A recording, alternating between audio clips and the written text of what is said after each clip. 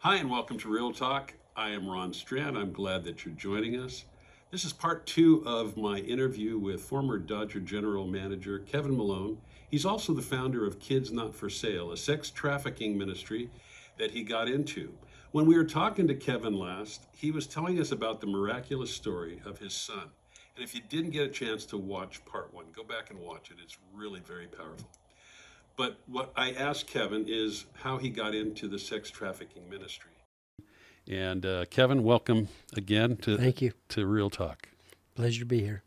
I knew a little bit about human trafficking, and I went with Francis Chan, my pastor at the time, to Thailand. We went up to the northern part of Thailand, Chiang Mai, and there in a rescue home was 50 to 60 little kids from the ages of 4 and 5 up to 18 that had been sold as sex slaves. How in the world? And it broke my heart. If you're going to pray, God, break my heart for what breaks yours, be careful. Yeah. If he answers that. I met 4, 5, and 6, and 7, and 8-year-old boys and girls that had been sold for sex. And I'm thinking, what in the world? So my heart started to break. I come back to L.A. at that time to own a Mercedes-Benz dealership. And I was blessed that I had some resources and time I could do with my time.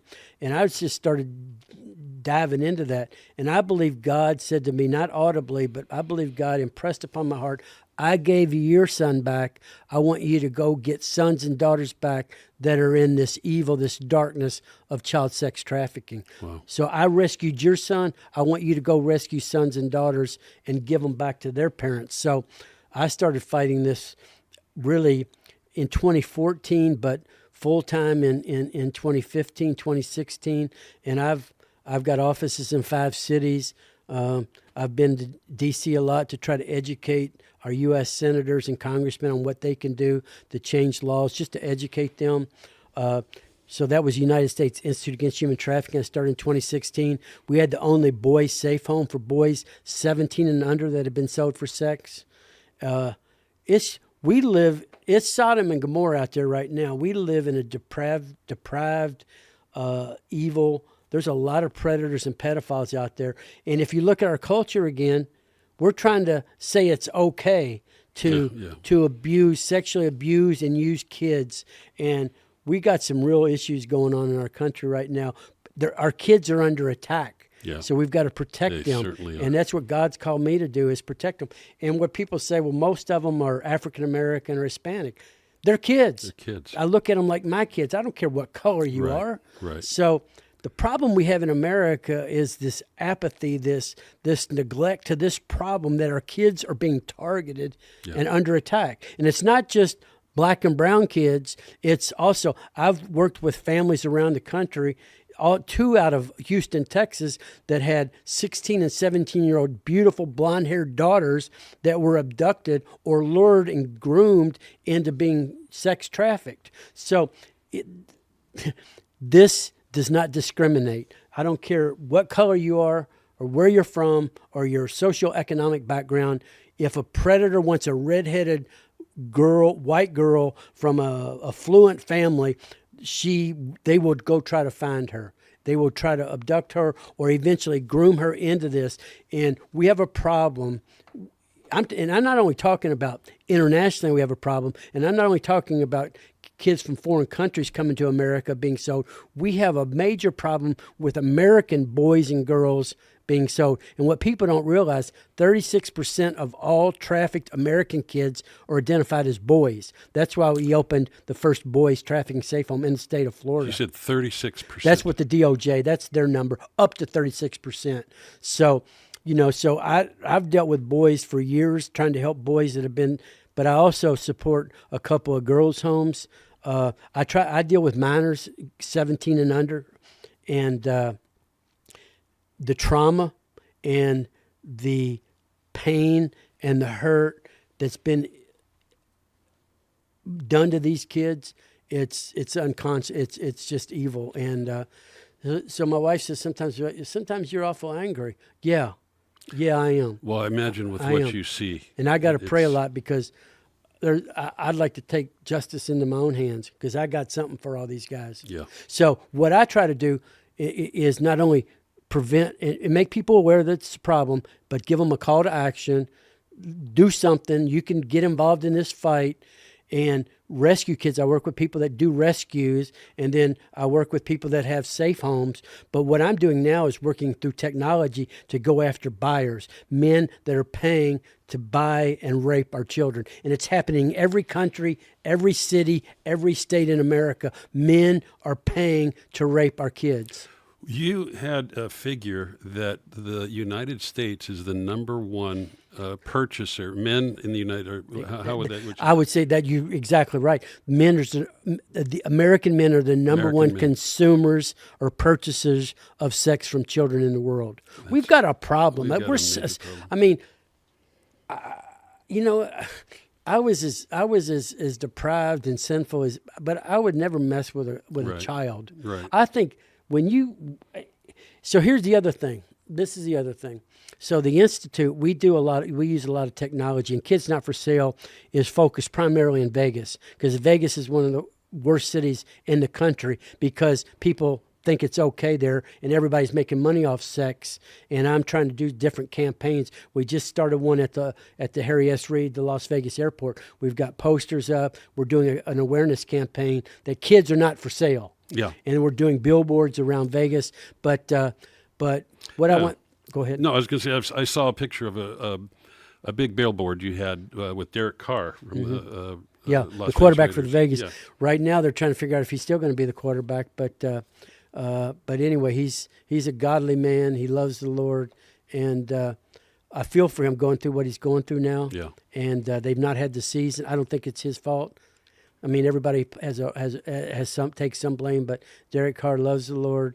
I think he'll end up being a preacher when he's done playing football because No kidding. he loves the word. I've heard him preach. He can Yeah. bring the word, and he just, men of God, righteous men of truth, men that try to do the right thing, and not any of us ever do it 100% all the time. Hopefully, we do it most of the time. Are under attack. Yeah. You look at America. Right now, you'd think upper middle class white men are the devil, under attack. We're the problem. Yeah. So, people don't want to talk about. I have a black child. I adopted him from Uganda. So, and most of the kids I help and save and work with are black or Hispanic in this trafficking world. Where are all the people that are blaming others, that are angry and that are canceling people? Get in the fight and then blame somebody. Well, I'm calling out to people all over the country. Help me. I'm not asking you to do more. Just do a little bit in your sphere of influence. Just do something to protect kids. yeah. Well, a question that I had that I wanted to find out is because you said you've spent a lot of time in Washington D.C. and I know that you were on President Trump's His advisory council. Advisory council. Yep. And we'll get into that. But we'll get into that. But one of the things I did want to ask is what kind of response are you getting from Congress? Do you get any resistance there, or from local or state governments? Well, it's a great question. I think it depends on the season. If you like President Trump or don't, most people seems like they don't. He did a lot of really good things, and he said a lot of Absolutely. stupid things. Yeah, I did. But if you look at what he did specifically in trafficking, all the presidents compared haven't done what he's done. No. And his daughter Ivanka, who I work closely with on some victim services, money from the government going to victims, going to survivors. President Trump helped pass different laws to protect people from trafficking and to go after the bad guys. So, like him or not, it hurts your feelings or not, whatever you think about the guy, I can tell you right now, like it or not, he did more to fight human trafficking than anyone before, and definitely not now. Right. So it just depends. Certain men and women in Congress or in the Senate are interested. Some give you lip service. They don't do anything. To me, it's don't tell me and don't talk about it. Just show me. Right. Do something about it. And there's some senators and there's some congressmen that are interested in making a difference. But we live in a society now that it's so politicized. It's all so much is about politics that people can't do what's right because they're connected to one side or the other, and it's just mind-boggling to me. But Yeah, it is. but there was a law just passed that I worked on probably 45 years ago. It's basically my organization, United States Institute. For 6 years, we've been using a program called Trafficking Free Zone, where we go in and we educate a community on the different spheres of a community, what law enforcement can do, what the city council can do, what churches can do, what hospitals can do, what everybody can do in their sphere of influence on how to fight human trafficking. We started this in 2016. It's called the Trafficking Free Zone. There's hundreds of cities utilizing it now. We have ways that you can do in your community. It's a county or city or town. Well, just in the last 2 weeks, Congress passed no trafficking zones. Basically, they took what we proposed and they're now using it at schools. So schools around the United States now, they're implementing laws that any type of trafficking cannot occur around school zones. So it's a step in the right direction, but there's a lot more that we could do at the federal level. But a lot of this comes down to state governments and state politics, and it depends on the governor and the attorney generals in states to really, as well as legislators in the state, passing laws, and then you need the district attorneys and prosecutors to enforce the laws. Right. We have a real problem in this country. We really People do. don't enforce the laws. They don't. They just. So anyway, it's a challenge, but I'm encouraged by what's happening in Vegas. A lot of people there are realizing, hey, we want you to come to Vegas and have fun, but kids are off limits. Don't mess with kids. Yeah. And that's starting to be heard and resonate in Las Vegas. And that's why I moved there, again, 4.5, almost 5 years ago. And I'm starting to see some positive things happen. It's taken a while, but things are happening. That's incredible. And what I want to do is I want to talk a little bit about practical elements of this, particularly for folks, parents who are watching, who have young children, young men, young women. But who is there a profile of a typical targeted young person?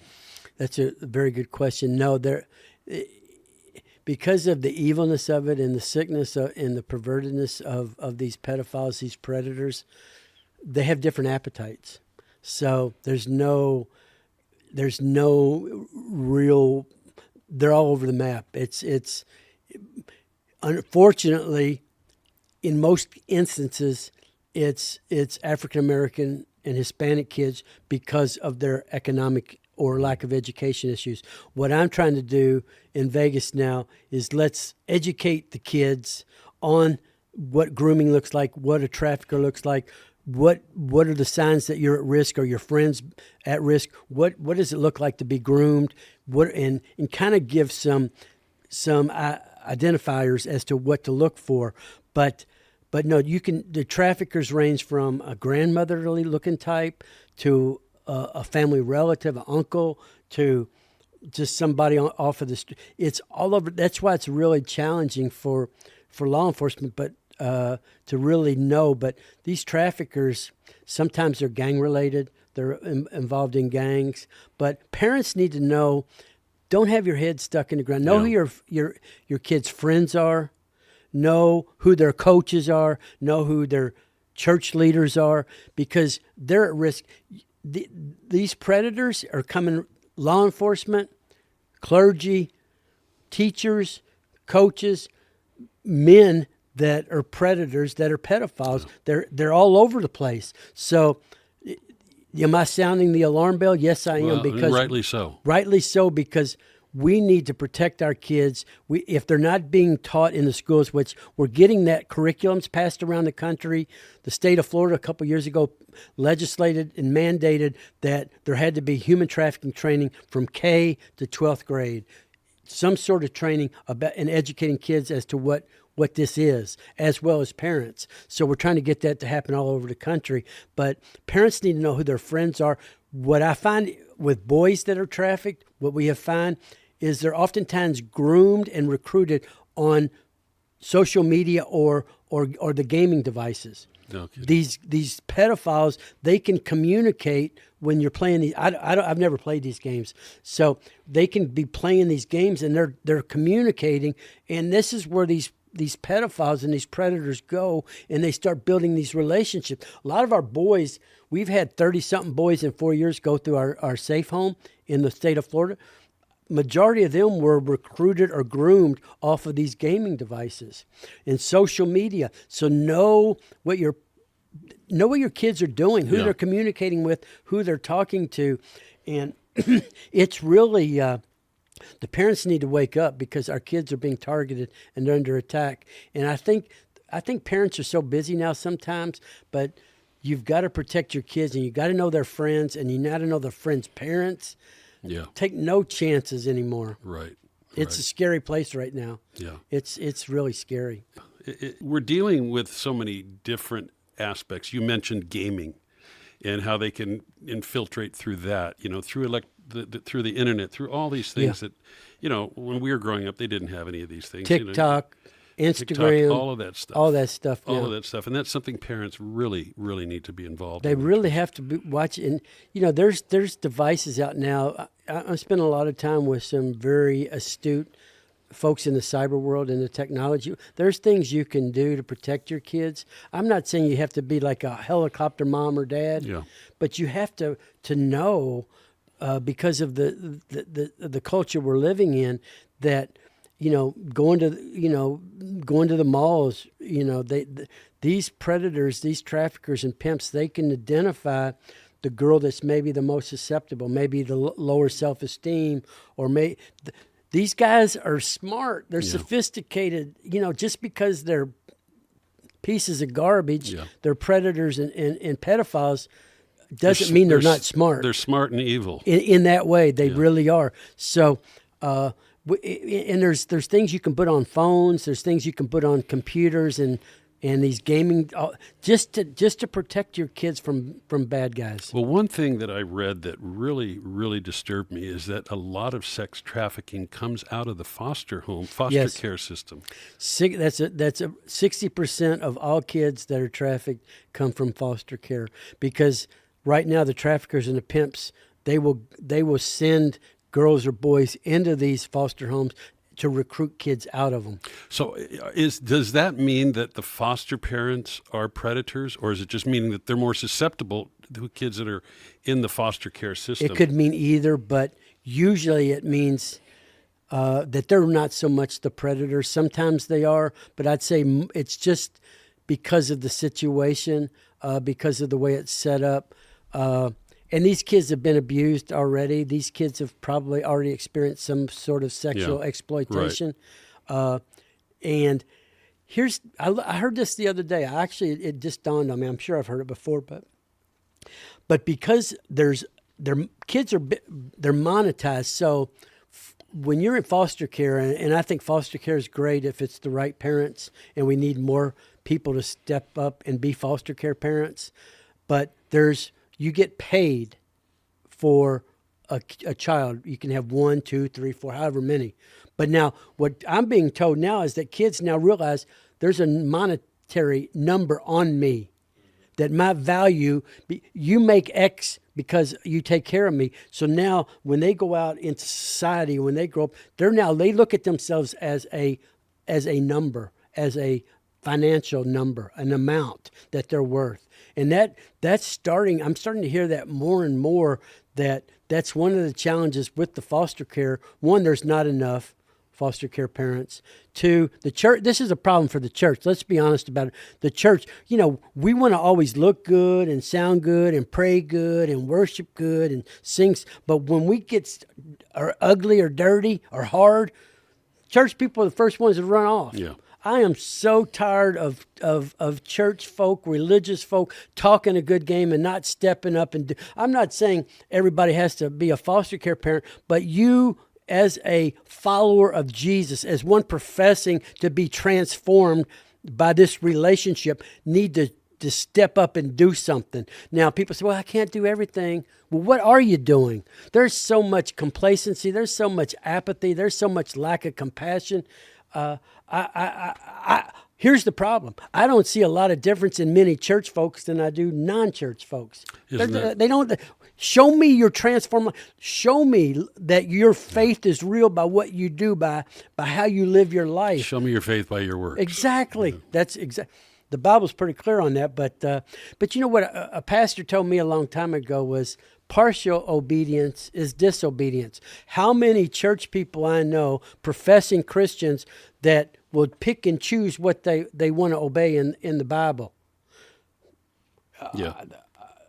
Well, that's partial obedience at best. Yeah. And so we live in a time of, people can call, anybody knows anything about me that I'm doing or shouldn't be doing, call me out on it, because hold me accountable. There's no accountability. Yeah. People are always talking about all this problems with the government or politicians and everybody's pointing out these problems. No one's got any solutions. What is anybody doing about it?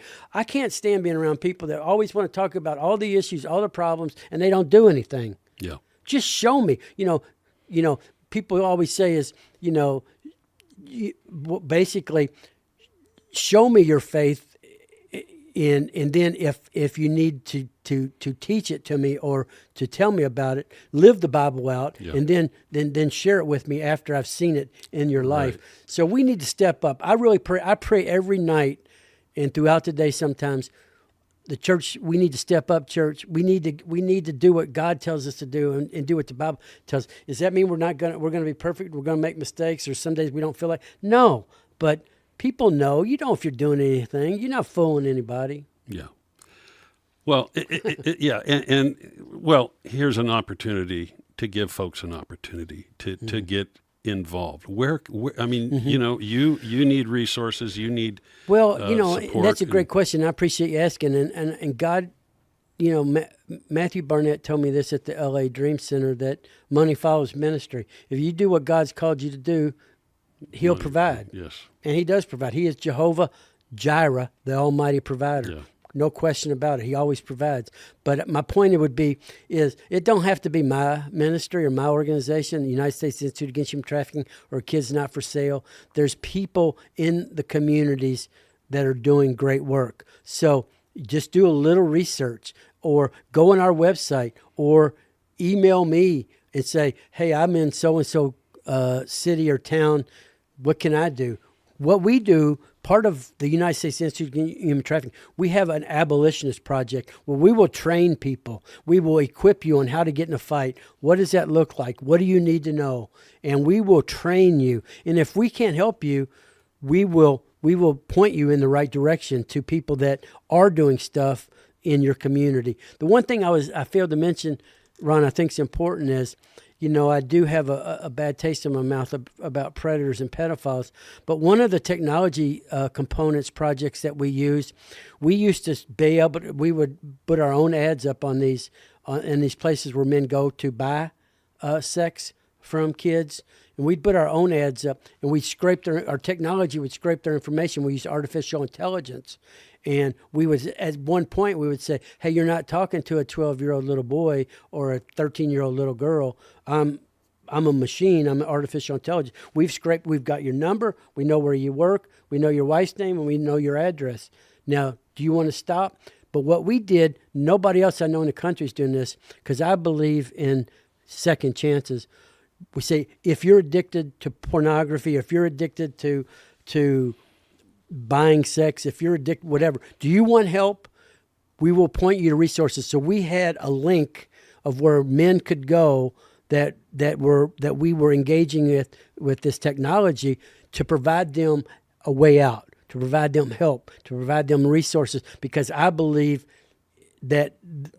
believe that God is a God of second chances. Right. And I believe that men that are caught, some men, not all, but some men caught up into this, if given the opportunity and given the right help, they might get out. And people say, well, you don't really know, because when we clicked, we know how many men clicked on this link, but we don't know how many men really went to get the help, the resources. Right. But what I say to people is, if it's one man, if we stop one man, or he got help and stopped, and he's paying to rape a child once a week, once every 2 weeks, once a month, add it up. Yeah. Add it up. If that's twice a month times 12 months, there's 24 kids that wasn't raped by this guy. Right. And so I really think we got to be aggressive. What I don't like now is I feel like Christians in general, the churches, we're on our defense. We're on our heels. We need to fight. God's called us to fight, to be warriors. Yep. And we have the victory. We have what we need because of what Jesus did on the cross for us. So why not fight? And I don't mean, and I mean do things the right way in a God-honoring way, but fight for our kids, fight for what's right. Do what you need to do. Come on, stand up. Men in particular. Come on. If you got a friend out there, men, if you know of a guy that goes and pays to have sex with a child or a woman, you need to confront that guy and hold him accountable. Yeah, you do. I mean, we need to. We're a community. We got to help each other. We got to protect each other. We got to hold each other accountable. We got to stop people from doing things that aren't right. At least try. Well, and one thing I would like to say to men that are predators to children, there's a reason why Jesus said that anyone who would harm a child, that it would be better for them to have a millstone tied around their neck and thrown into the deepest ocean. I mean, that's the fate that awaits somebody, an unrepentant person. And it's absolutely crazy what we're having to deal with. And just hearing this is eye-opening to me about the problems we have here in the U.S., not even to mention worldwide. So, Kevin, tell the folks where they can reach, where they can, the websites, the email. You said if they want to email you, give those out. So the two that I currently am involved with are the United States Institute Against Human Trafficking, and that website is www.usiaa.org. That's one. A lot of information on there. We have trainings. We have we train law enforcement too on how to identify what to do. We do with first responders. We work with the people in the medical profession. We've helped provide curriculum for schools. So if we can't do it or we don't know, we'll help you find what you're looking for. So that would be one. The other is the one that it's focused in Las Vegas, but that's just where we can do this in every city. Yeah. So basically that is kidsnotforsale.org, kidsnotforsale.org. And there's a lot of information on there. Basically, we do a lot of the same things. What I tell people is basically these are like twins. One is a lot more politically correct and more polished, and that's the Institute. And then the Kids Not For Sale takes the gloves off, and we're a little bit more aggressive, in your face, and a little bit more challenging. So both of those, and you can reach me. You can leave messages. I will get the messages. If someone on either with either organization will make sure they point you in the right direction, and we'll get you what you need to get in this fight. Is there an email address that would be good? I think it's really all on the websites. Okay. Everything is on. Good. What we've intentionally spent sufficient resources to make these websites very, very good. Meaning a lot of information and a lot of ways that you can equip yourself, learn how to get in the fight, and what you can do to be a difference maker. Be an abolitionist, the trafficking-free zone. There's different things. And I know people all over the country that are in this fight that if you're close to them and you want to get involved with a local organization, we'll help you find where you need to be. Kevin, I so appreciate not only your the work that you're doing, but the passion and frankly the righteous indignation that you have, because it is insidious and it is a scourge, and it's something that we really need to be fighting as Christians. Well, as I say, I humble myself before the Lord, Ron. I'm no saint by any stretch of the imagination, and I mess up a lot. But I really, I just know the importance of the Word of God and having a relationship with Jesus, and how I don't understand how anybody could do life apart from Him. I can't either. Yeah. Jesus even said, apart from me, you can do nothing. That's right. And also the Bible says, Jesus says, all good and perfect things come from me.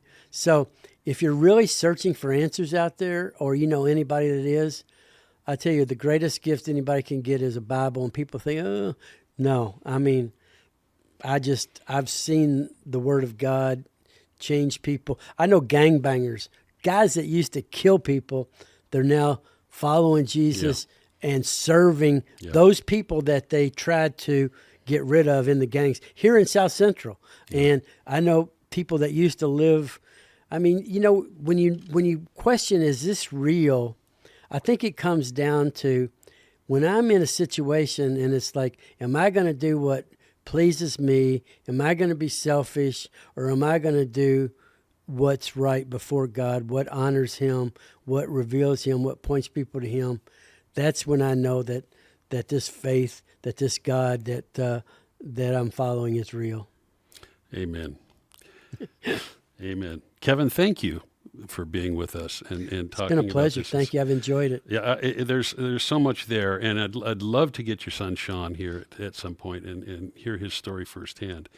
And thank you also for setting up, because folks, if you're in a place, first of all, if you're watching tonight and you don't know Jesus Christ as your Lord and Savior, we'd love to help you with that.